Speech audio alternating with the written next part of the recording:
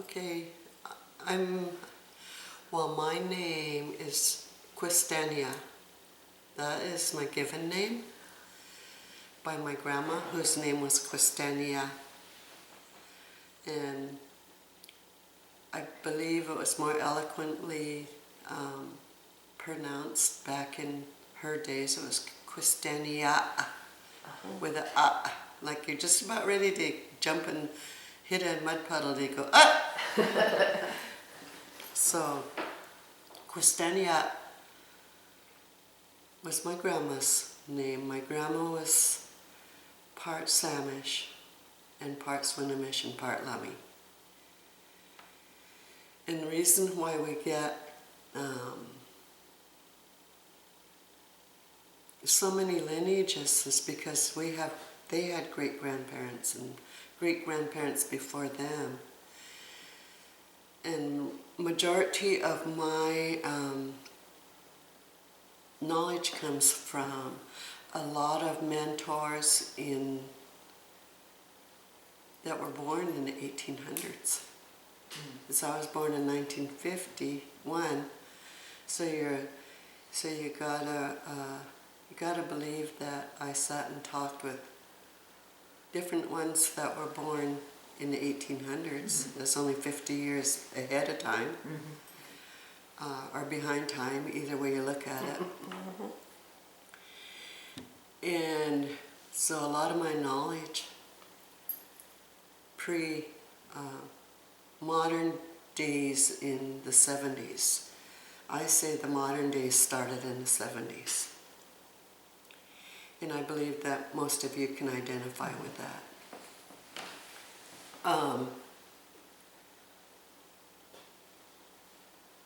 My lineage comes from Lummi, Tulalip, Swinomish, Tsout. And Tsout is Saanich, BC. Oh. And Kikialis and Samish. Did I say Samish twice? Swinomish. Yes. Yeah. Got it. Where were you born? I was born in Anacortes at the old library that became at the hospital that became an old library that is now the new library. So I don't know what part I was born in over there, but I don't know whether it was the history part or the English part, or I'm kidding. I was going to say, wait a minute. Well, what do you remember from your childhood and growing up in? Was it mainly in Anacortes or elsewhere? I was raised in several different parts of the county. My dad was a cedar mill worker, and it's kind of weird because I was a tree hugger. In the 70s. And mainly because I was Native too, and to me the Native ancestors, they assimilate into the sacred cedar trees. So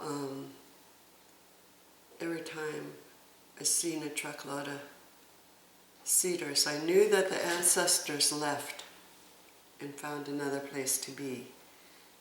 But it still bothered me that those cedar trees were being for personal gain from somebody. Maybe a whole bunch of somebodies. You know, they had to build with them, they had to. But it was just like, I wanted to get out and hug those trees and tell them I was sorry. At the same time, it's the way Dad made a living. Dad made his living doing something that wasn't his. Who would make cutting trees a forte? You know, Dad did not enjoy what he did, but it was something he did well. And He always gave everyday gratitude to the trees for helping him save his family's poverty. That must have been really hard. It was difficult for Dad. Yeah, because it tore him apart a little bit. He was. A lot of our spiritual, everything spiritual comes from the cedar tree. Our clothes, our cooking baskets. If you want to know how we cooked in a basket, you had probably not only the root of the tree, but you had roots of the other indigenous plants that was so tightly woven that it held water.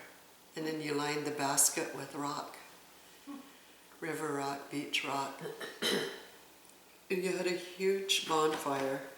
And you take those big rocks, you drop it in the water of the basket. To do the cooking. Yeah, and then you switch it back and forth. And it boils up the food that's in the basket. Mm-hmm. And there's also the ways of cooking was underground, either wrapped in kelp or skunk leaf. Skunk cabbage leaf. Yeah. So,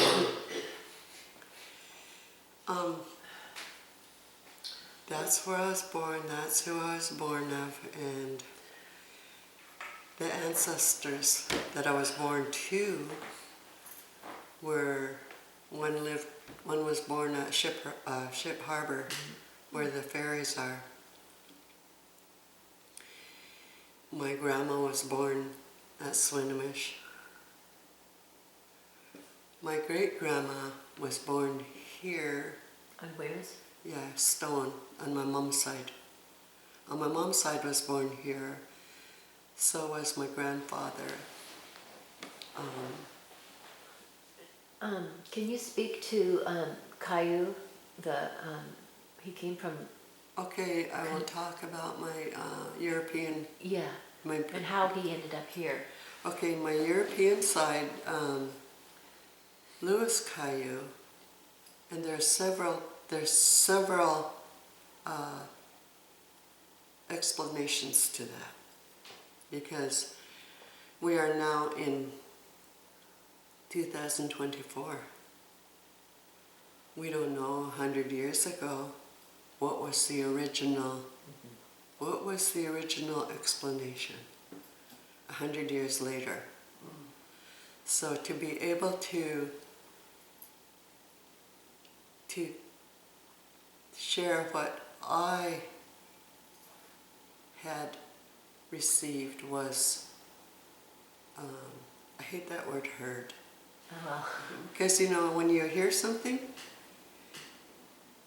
you know it's a reliable source, but you don't know if that person had a reliable source. Yeah, exactly. My great-grandfather came from Kentucky, and there was one explanation that he came down from Canada, but there was another explanation that he came from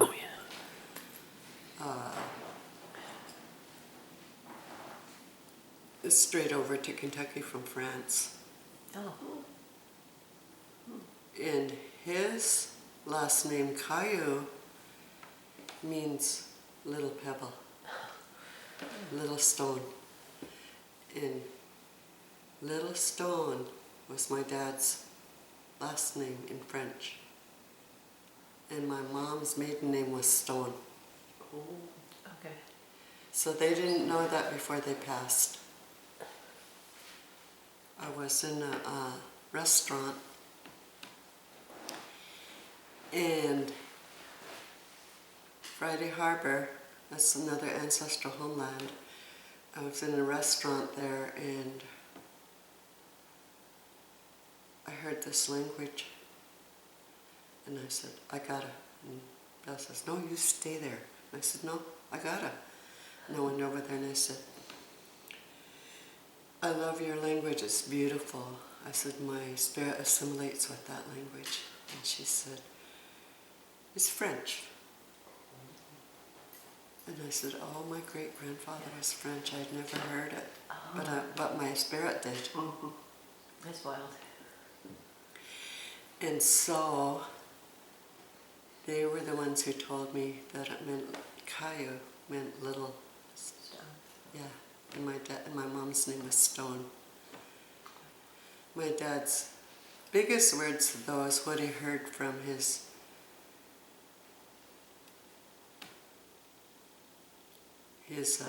dad. Be careful, and his dad heard from his dad. The biggest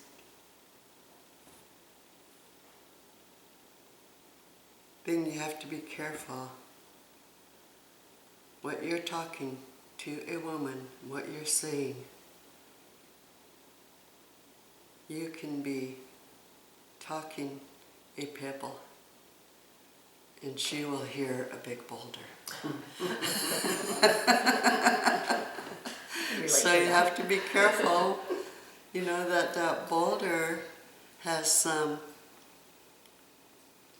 good energy, or that pebble has some good energy.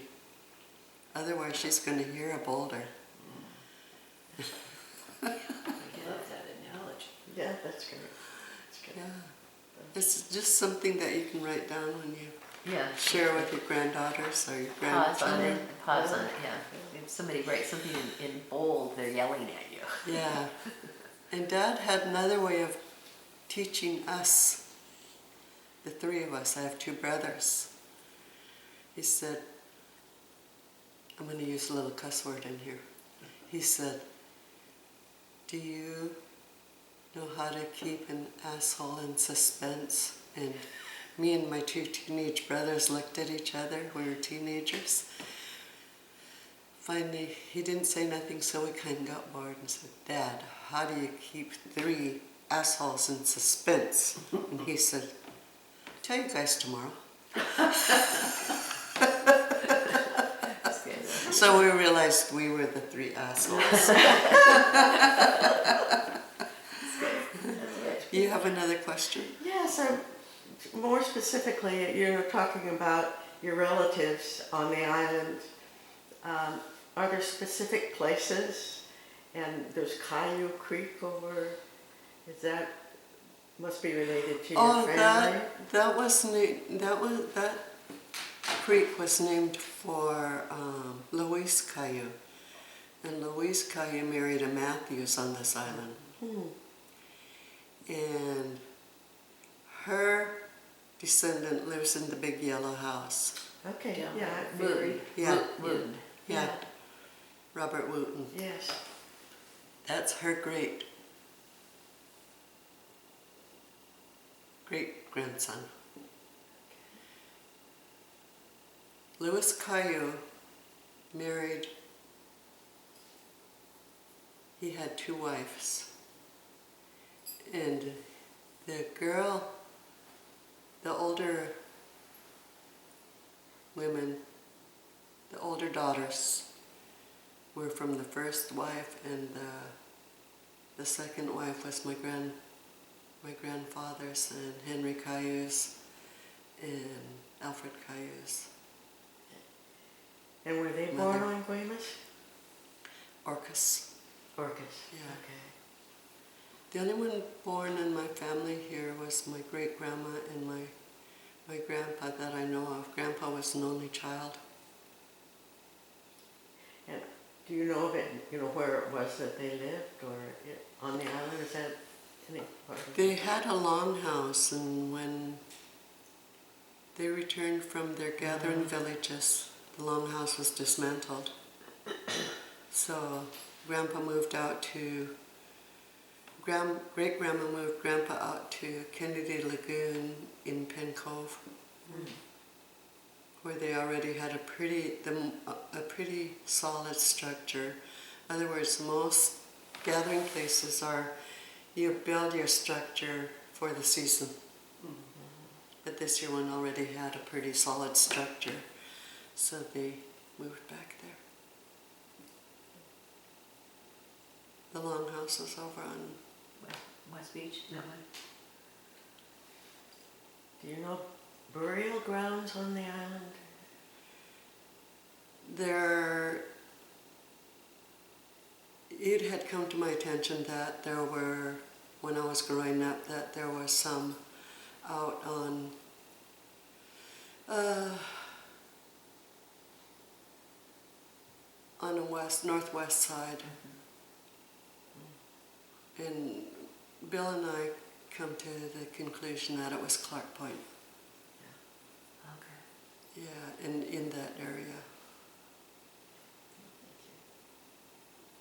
Yeah, mostly though the natives,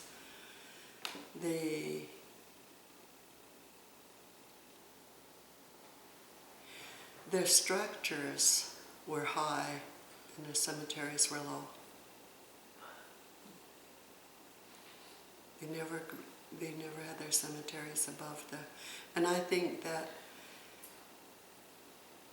the natives back then never thought they'd be disturbed, that they would just go with the tide if it so happened to, but they started to be. So they were buried near the shoreline? Yeah, like the one on Pioneer Way in Oak Harbor. Yeah. I think that was high above the shoreline back then, though.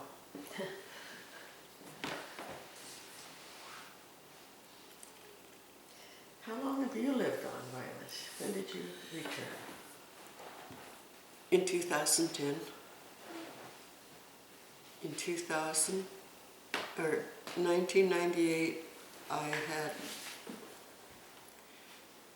prior to 1998, 15 years, I had told my daughter that I would probably someday leave.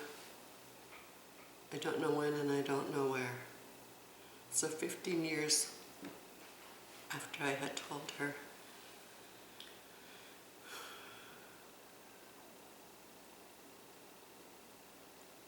I told Bill, I said, and Bill and I were really good friends.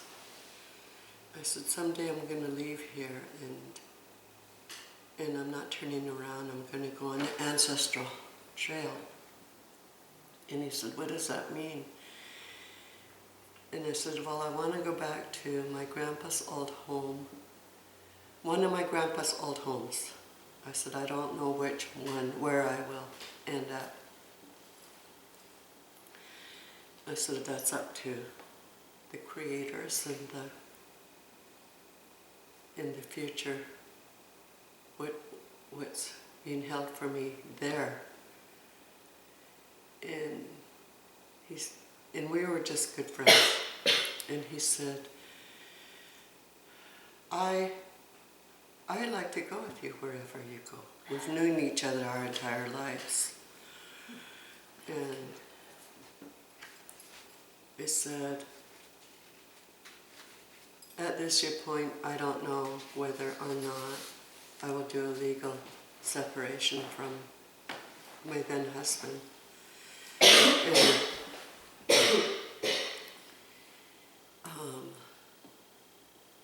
So Bill came with me. In a couple months, we got really romantically involved and fell in love with each other because we were able to find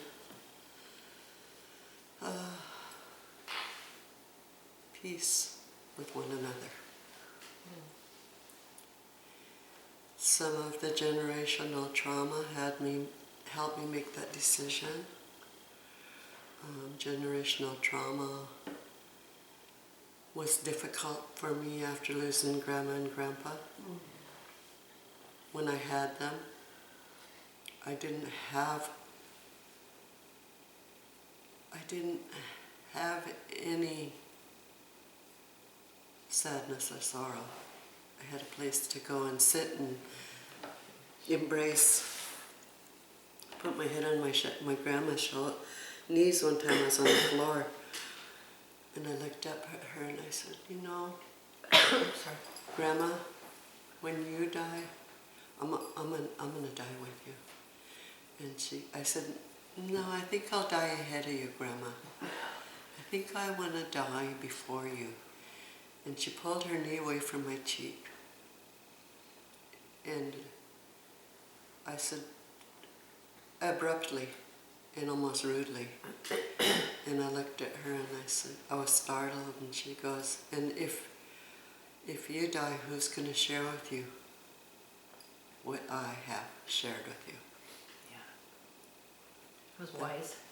Yeah.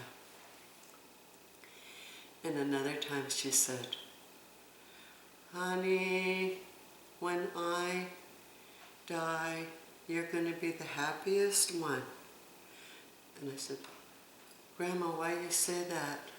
I can never be happy without you. You will. And I said, why do you feel that way? And she said, because you spend every day with me, and nobody in the family spent every day with me, and listened to me, and carried that knowledge that I share with you every day. So when you finally get over the grief, your 10-day grieving period, it's time for you to share. And then I realized today I'm a lot happier than a lot of people, because she was right. All that memory and knowledge. Yeah, it's in my head and heart. Well, it was a blessing to you and to all the people with whom you come in contact, that you have that to share. The other day I met this young lady, and I said, this year would be really, really beautiful for my grandma. And she said, what was your grandma's name? And she was from Bothell. And I said, my grandma's name was Aurelia. She goes, that was my grandma's name. And then somebody called my name. And she looked and she goes, what was your name? I said, my name is Rosie. And she goes, oh, that's my name. So two Rosies had the same grandma named Aurelia, had a same name Aurelia. So we believe our grandmas put us together. There's no such thing as a coincidence. Yeah. Yeah.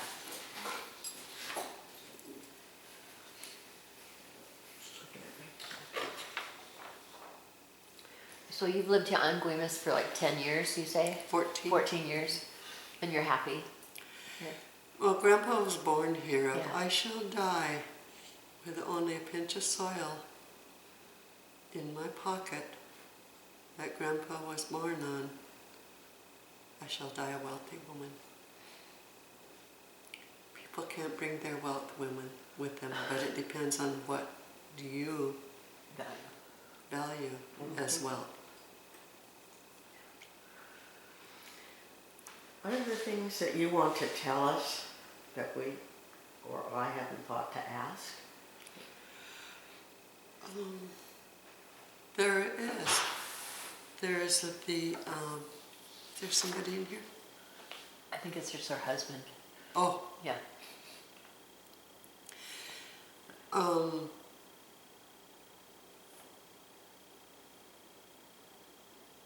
Once you have assimilated into the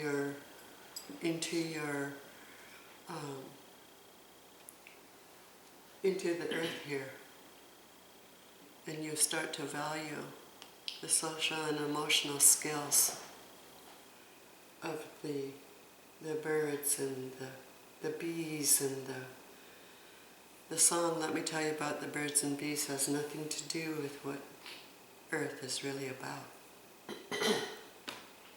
Social and emotional skills of the new blooms. You know, once you assimilate into that, then I believe that spirituality is is not a native Coast Salish trait. It's a trait of humans. The spirit, in a sense, of what my grandfather said about Mr. Lyle. The spirit can be as thick as blood. The spirit sees no color. The spirit looking down at us now sees the family, war family down here. The spirit on this island sees every one of us as children of the ancestral homeland. I agree. Inclusive. Yeah. And that's the way we have to be, without judgment, without trespassing. I could say to you, when I look into your eyes, I can see that, I can't do that. That's trespassing. When you assume something, that's trespassing. That's what I believe. That's what I was taught. That's what I was... You mean you're speaking for somebody else and you can't possibly know? You're speaking from your human. Yeah. You're speaking... The human knows a lot, but don't know the energy that goes with what they know. So they end up trespassing by assuming. There's just so much that that I also picked up. They were not my only mentors. There was mentors from that are mentors of the Dalai Lama. Not his mentors, that are students of the Dalai Lama. And they have a monastery on Whidbey Island. And I did a cultural exchange with them. We went on a cruise that the Dalai Lama was invited to, but had other things. He's a busy man. We never know where he's at, do we? Because he doesn't... It's like me. A lot of people don't know where I'm at. Next week I could be on Orcas, and the week after that I could be on Lopez. And a lot of that. See the social and emotional skills of that little bird? So do you have family on the other islands as well?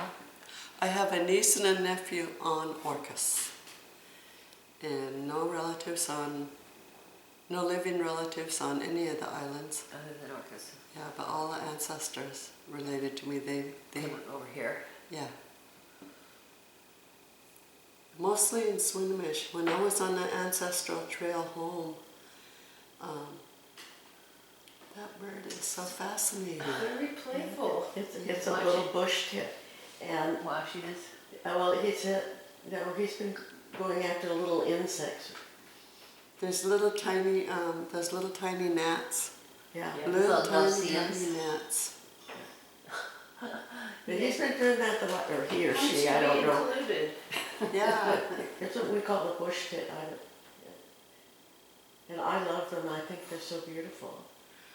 Yeah.